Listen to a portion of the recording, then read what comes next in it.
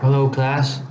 So here's my creative inquiry video, and after we had to reread the articles on Montori, and well, there's really a lot of things that concern creative thinking, creative inquiry, and he brings us, let's just say, evidence that every all of our learning and our knowledge ought not to be boxed.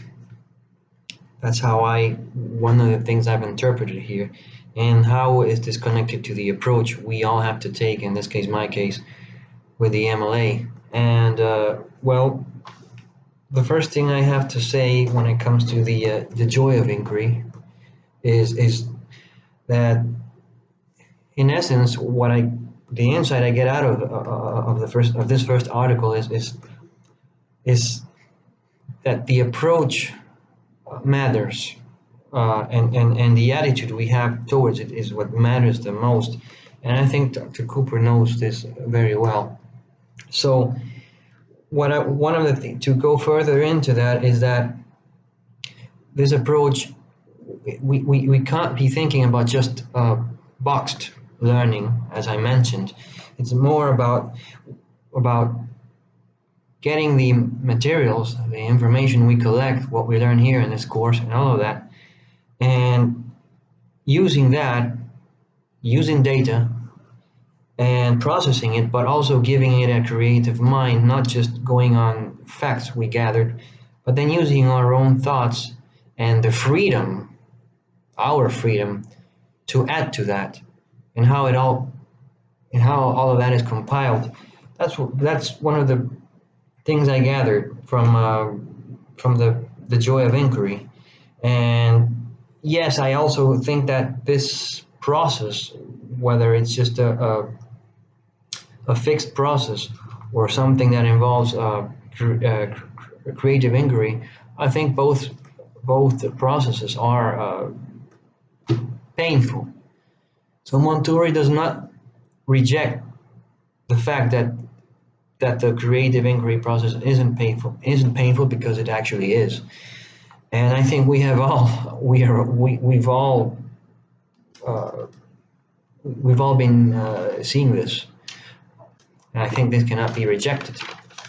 Also, uh, another point here from the insights, this is connected to the inquiry discovery article, is that it creativity, it's pretty much the same thing I gather from the first article. Creativity is a complex mixture of things, and I think this is what's happening with our artifacts and the way we're going to put all of this together. uh, it is complex. I have no doubt it is. I think we all have no doubt about that. So it is a long, painful process, but hopefully that process will have something that's going to be worth it in the end. Aside from just having the degree and graduating, I think we will be able to apply all of this learning, hopefully in more creative matters, in our work or whatever we do in life circumstances. So uh, he also talks about how we it's an ongoing process of navigating through order and disorder, and I think this is really what this all sums. It's what it's all about. It sums up, and I think one more thing is that we cannot be just blocked. I liked how it mentioned there that inside the second article about how creativity is blocked by teachers and supervisors, and I think that's very true. I think each and every one of us has experienced that, and I think with the MLA program, this is sort of what's trying to do. We're working because we can say we have a fixed method of doing things. Say when it comes to how we write our MLA papers, or the some of the requirements that teachers have, and also with the MLA handbook, this is what it is, and try to stick to that. And I think it's actually fine because we need it. That's part of the order. But the disorder comes in not just the artifacts, but I suppose how we express our thoughts. And I guess my approach is to put everything together in a way that will bring about the data I find, and also bring about my creative side of my mind, the right side, the right hemisphere, and sort of connect all these ideas. But to conclude, it's this approach is just a big challenge.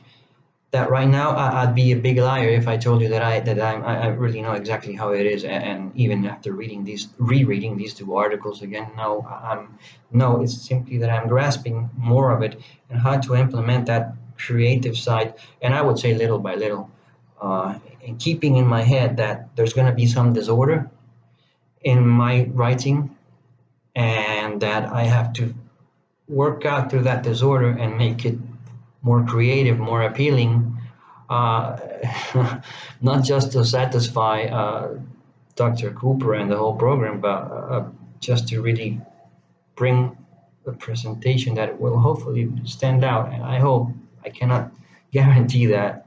There's no way, I can't. And that's how I approach it right now. That's my best, excuse my best example right now.